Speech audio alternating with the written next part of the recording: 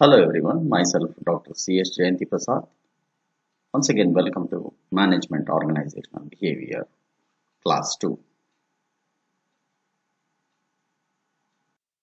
Topics for this session: Henry Fayol's Principles, Management Theories and Scientific Management, Principles of Scientific Management, Features of Scientific Management, Management by Objectives, Features of MBO, 4 common ingredients of an MBO program, Benefits of MBO.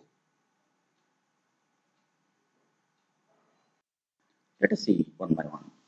For coming to Fayol's 14 Principles of Management or Administrative Theory. So Henry Fayol, also known as father of management, modern management. He has been defined some 14 principles which are being practiced by the managers to organize and regulate internal activities. In these 14 principles, the first principle is division of work. Henry believed that segregating of work is most important and it gives among the workers to will enhance the quality of product. Similarly, he also conducted division of work improves productivity, efficiency and accuracy. Coming to second one, authority and responsibility. These are the two key aspects of management. Authority facilitates the management to work efficiently and responsibility makes them responsible for the work done. Discipline. Without discipline, nothing can be accomplished.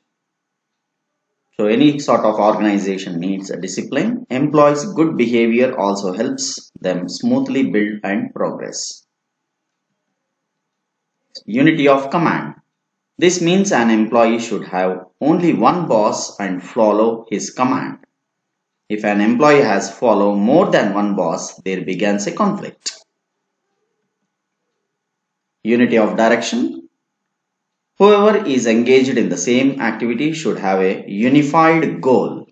This means all the persons working in a company should have one goal and motive, which will make the work easier and achieve the set goal easily. Next one, subordination of individual interest to common goal. So, subheading itself is defined to accompany together to achieve the common goal rather than individual goals. To be a subordinate purpose of an organization, this refers whole chain of command in a company. Next one is remuneration. This plays a vital role motivating the workers of a company. Remuneration can be monetary or non-monetary. However, it should be according to an individual efforts they had made.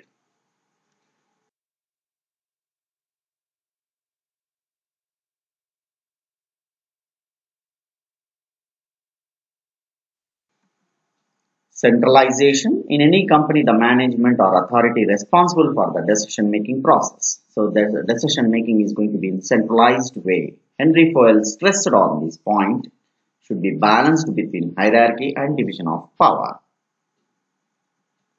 Scalar chain. Fayol on this principle highlights the hierarchy steps should be from top to lowest level. It's a communication channel. Which sort of gangplank can be constructed. Next, order. A company should maintain a well-defined work order to have a favorable work culture. Equity. All employees should be treated equally and respectfully. It is the responsibility of a manager that no employees face discrimination. Stability of staff or tenure. An employee delivers the best if they feel secure in their job. Initiative. The management should support and encourage the employees to take initiatives in an organization. So the last principle is esprit de corps. Is the responsibility of the management to motivate their employees and to be supportive of each other regularly. So I can say that the 14 principles of management used to manage an organization and are beneficial for prediction, planning, decision making, organizing and process management, control and coordination. The next one is management theories and scientific management. So almost all management theories are being classified as classical theory, neoclassical theory and modern management. Depends on that one is scientific management is one of the core topic in management theories.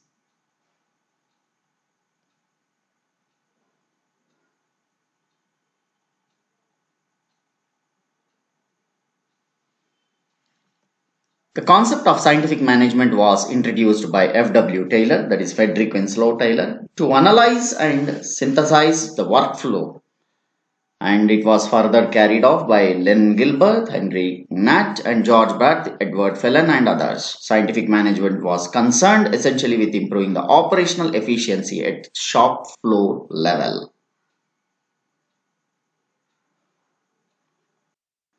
Definition: scientific management is the art of knowing exactly what you want your men to do and then seeing that they do in the best and cheapest way. So, any scientific management is focusing on art of knowing what exactly your men want to do. F.W. Taylor. The two chief points in the connection with the scientific management made by Taylor have been scientific investigation as the basis of all decisions. So whatever the scientific management, it is going to lay on these two points. Complete cooperation between employers and workers. So there should be hand-to-hand relation between employees and workers or employers and employees. That is what mental revolution.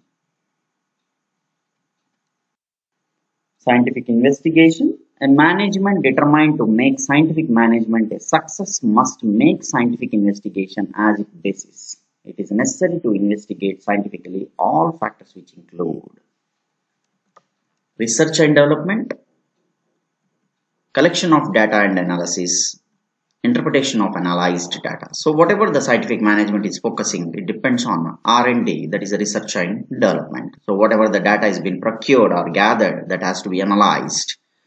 Then based on the data, it has to be interpreted and it's going to be analyzed the things in a systematical way. So coming to principles of scientific management, F.W. Taylor has been defined some scientific management principles. His practical theories that a scientific method can be implemented to management. So the first principle is replacing rule of thumb with science. This rule focuses on increasing the efficiency of an organization through scientific analysis of work and not with the rule of thumb method. I can say rule of thumb where the decision is taken according to the manager's personal judgment. Next, harmony, not discord. Taylor indicated and believed that the relationship between the workers and management should be cordial and complete harmony. Next, maximum output instead of restricted output. So whatever the output is going to get in the workplace has to be maximized rather than restricted output. Development of workers. So there should be complete cooperation between employers and employees. So get the development of workers and they should be motivated towards their work part. Cooperation, not individualism. It is similar to harmony, not discord, and believes in mutual collaboration between workers and management. Equal division of responsibility. So every individual should be shared equal responsibility of work tasks to attain. So these are certain principles which are being focusing towards the scientific management process, involved experiments, observation, analysis and inference, and were applied to create a case and effective relationship. Coming to features of scientific management, work planning, scientific selection and training, time study with stopwatch, motion study, standard task and standard time. So there should be some proper planning and there should be proper scientific selection methods. Once the candidate has been selected based on their specialized knowledge, they should be given adequate training in the work part. And also it should be restricted with some sort of time study with a stopwatch, and there should not be any number of movements with the working place to the tools and equipments, because a worker is working moving number of times, it gives some sort of tiredness and the work process may delay. So it is better to provide all the accessories, all the necessary things in one particular place where the worker is working. Coming to standards task and standard time, there should be particular standard things to be provided to the get standard outputs. And standardization of tools and equipments, there should be given adequate tools and the proper tools to be given to get the proper outputs, and standardization has to be followed. Coming to next, administrative reorganization, the greatest contribution of Taylor under scientific management was twofold: separation of planning and doing, and second one is functional foremanship. So Taylor has focused that planning and doing should be separate and functional foremanship. Taylor introduced for the first time division of labor according to the functions with 4 elements. Instruction card clerk, where the card clerk will give proper directions to the workers, what sort of work to be done in a proper time. Time and cost clerk, it based on the time measurement on the cost clerk. Next, route clerk, so it has to show the path things in the route way. Shop disciplinary, he is the supervisor who look after everything. There should not be any disturbances in the working environment. On the shop floor, 4 functional bosses for foreman as expert in the plant operating in the workshop to assist the workers and to make work smooth and easy for the worker. The 4 foremen are gang boss, speed boss, repair boss, inspector boss. So every person has been designated in their proper area based or proper work based. Gang boss who arranges the things in a particular way, and speed boss who rectifies the machinery things, accessories are working in a proper way.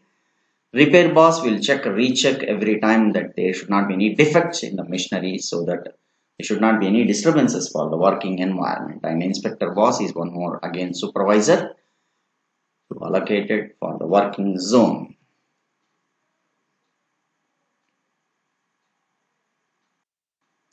Now coming to next topic is management by objectives.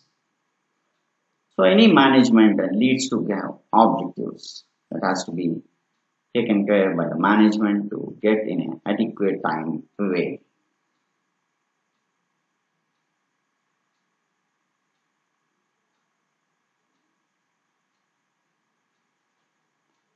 So management by objectives, also known as management by results.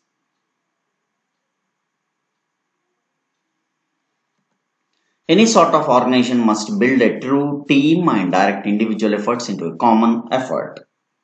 So any management by objective is to improve the performance of an organization by clearly defining the objectives that are agreed by both management and employees. Each member contributes something different but put together they must be able to achieve the common goal. The term MBO was coined by Peter Drucker in 1954 and suggested as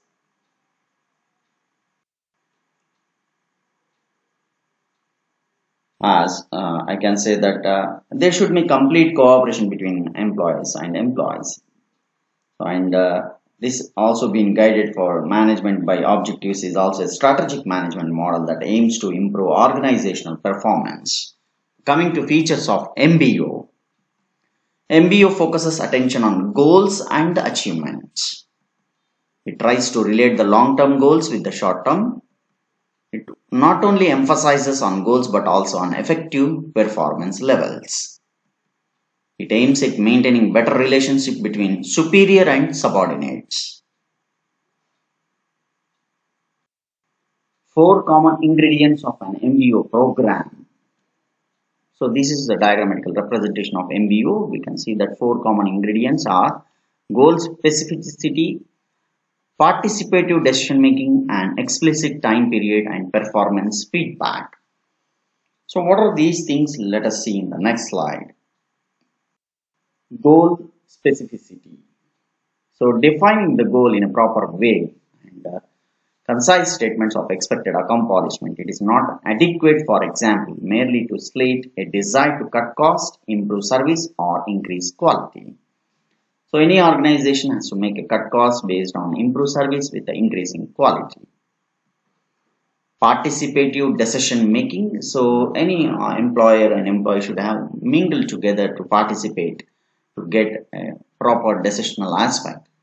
In MBO, the objective are not unilateral set by the boss. I mean to say it should not be singular way. It should be bilateral based employees as it is characteristic of traditional objective setting rather than MBO replace these imposed goals with participative determined goals. The manager and employee jointly choose the goal and agree how they will achieve. An explicit time period. Each objective also has a concise time period in which it is being completed. Typically, the time period is 3 months, 6 months, or a year. Performance feedback. The final ingredients in an MBO program are continuous feedback on performance and goals that allow individuals to monitor and correct their own actions. So these are some 4 ingredients which are going to mapping the MBO program.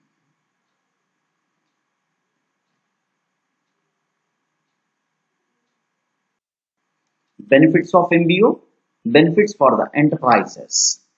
Focuses the manager's efforts on the right objectives. So any enterprises will be having some benefit with MBO that focuses towards the right objectives. Provides the necessary data to reward managers objectively. So there should be some reward to the managers who provide the necessary data. Helps in pinpointing the human development needs. Helps in bringing coordination of the efforts of the enterprise.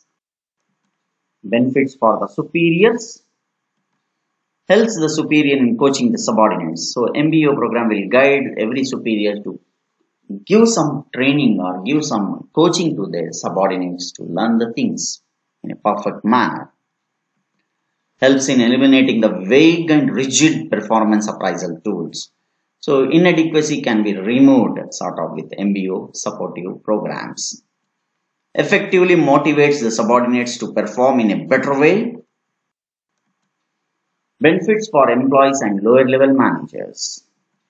It makes individuals more aware of the organization's goals. So it makes practice to every individual to have organizational goals to aware them with the organizational goals. It increases employees' job satisfaction. So with the MBO program, it increases the employees' job satisfaction level. Provides measurable objectives that employees is expected to achieve. Thank you. Kindly like and subscribe my channel, Dr. C.S. Jayanti Prasad. In the coming sessions, we can look forward some more topics in management organizational behavior. Thank you.